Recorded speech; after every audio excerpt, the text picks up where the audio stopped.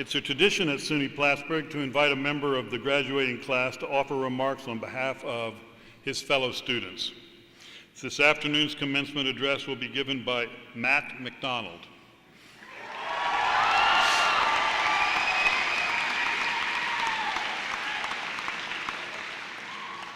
Matt, it's fair to say, is not your average student.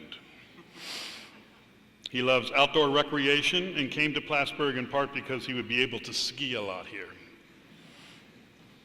He's also a slackliner. That's not slacker, it's slackliner. He's a person who walks 1 or 2 inches thick nylon or polyester webbing between 2 anchor points. You've seen him around the campus, right? You wonder what they're doing? Well, that's what they're doing. I've seen him, he was just outside my office the other day, walking in a 20-mile-an-hour wind, walking a 60-foot slack line between trees. They fall off. They don't make it all the way. He's an astute student, I understand, and got involved with many things while here at SUNY Plattsburgh. He immersed himself in his studies, certainly, because his grades are excellent, but in internships and practicums as well. He penned some interesting papers as a writing major and worked his way up to editor-in-chief of the student-run Due North magazine.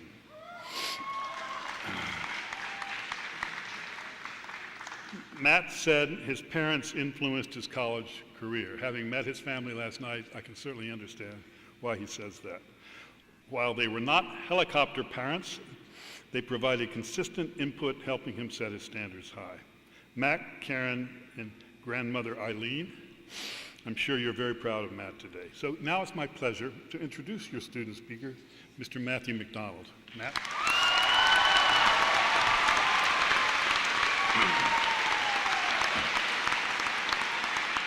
All right. Thank you, President Ettling, honored platform guests, faculty, parents, friends, and most importantly, graduating seniors. I do have to clarify something, though. I would like to apologize to my parents for almost forgetting to stand a moment ago. I do appreciate you. I just forgot I was graduating for a second. So I think we're all set now. Congratulations, class of 2014. It's an honor to be talking to you today, not only because I'm up here on this platform, but because I know just about any of you could be. Whether I know you or not, I'm sure you have countless hilarious, interesting, and inspiring college stories of your own. I hope in the coming hours, days, months, and years, you get to share them and relive them. I'm going to start by taking you back a couple of years to something many of us can relate to, visiting home during freshman year. I believe it was Thanksgiving break when I found myself eating DiGiorno pizza in my friend from high school's basement, which still felt more familiar to me than Whiteface Hall. It was late, we were loopy, and we were watching a conspiracy documentary called Zeitgeist. Yes, all bets were off. Maybe it was tiredness and conspiracy overload, or maybe his college education had started to kick in. But out of nowhere, my friend said a heck of a one-liner. You know what, man? Even if you don't believe all this stuff, it's still so important to ask questions. Not asking questions is letting someone else think for you. I liked the quote so much that I quickly typed it into my phone. Not asking questions is letting someone else think for you. It just sounded like something I didn't want to forget. Now, I'm not saying we became hardcore conspiracy theorists, and I'm not saying you should become one either. But we all have been and must continue to be question askers. Curiosity breeds questions, and when I came to Plattsburgh, I was as curious as freshmen came. I asked a lot of questions. What do I do with all this time? What do you mean, get involved? What on earth is the library class, and how do I get out of it? How do I understand this CAP report? My questions started to change on the first day of my first honor seminar when someone said he was from Kazakhstan. Wow. where in the world is Kazakhstan and what's it like there? I realized early on that Plattsburgh is a bit more diverse than my rural Mid-Hudson hometown. It's no wonder that with Long Islanders, North Countryers, out-of-staters, fun lovers, go-getters, avid studiers, and world travelers living in the same place, things get interesting. And then there are all the international students. I was a writing tutor much of my time here, and this semester I tutored a Chinese student who was jumping into the English-speaking world by taking advanced communications classes before she understood when to use the. When I asked her how English was going for her, she said, "It's hard, harder than earning my PhD in China." "Wait, really?" I said. "Yes," she said, "I get my PhD and now I learn English." "Oh," I said, "good for you." Yes, I felt like a scrub. But I kept asking questions. Curiosity is central to the work we've done, and especially the work we will do, from conducting research to crafting marketing plans to interpreting and problem solving and critical thinking and writing. By asking questions, we connect to our peers and our world.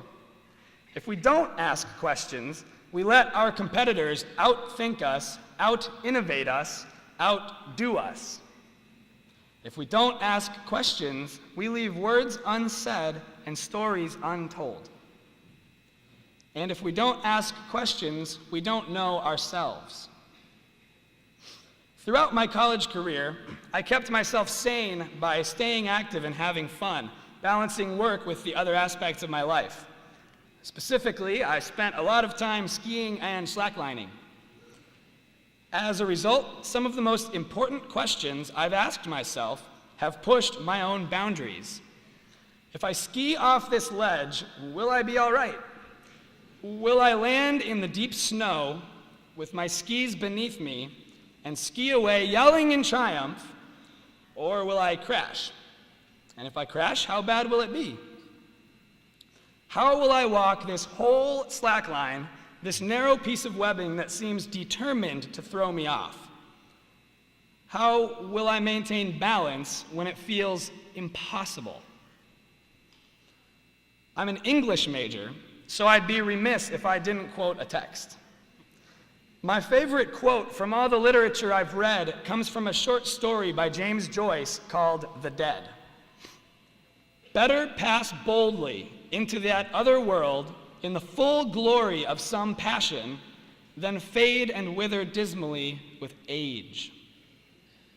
As fresh college graduates, it seems to me we have no choice but to live with passion, because I hope none of you want to fade and wither. We want to connect. We want to care about what we do. In order to do so, we must continue to ask ourselves what we're passionate about. We must continue to ask ourselves if we feel good, if we're satisfied. Are we satisfied with what we do every day? Are we satisfied with who we are as individuals? Are we satisfied with who we are as a people? And are we satisfied with the world we live in? We have developed the skill sets to address all of these questions. You don't need me to tell you that we face all sorts of problems in our culture and in our world. Problems so intricate and overwhelming that doing anything about them seems impossible. But living boldly means that we ask difficult questions and face the world head on.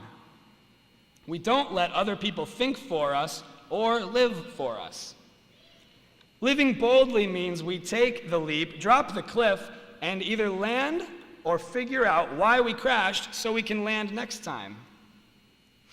It means balancing on the thin line as failure tries to knock us off. Living boldly means pushing the limits. With our knowledge and our sharpened minds, we can push the limits. We can ask the right questions. With our experiences and our know-how, we can do a lot of things. So when someone tells you something can't happen, when they tell you you can't do something, I hope you keep asking questions. I hope you ask why. Congratulations, class of 2014, and thank you.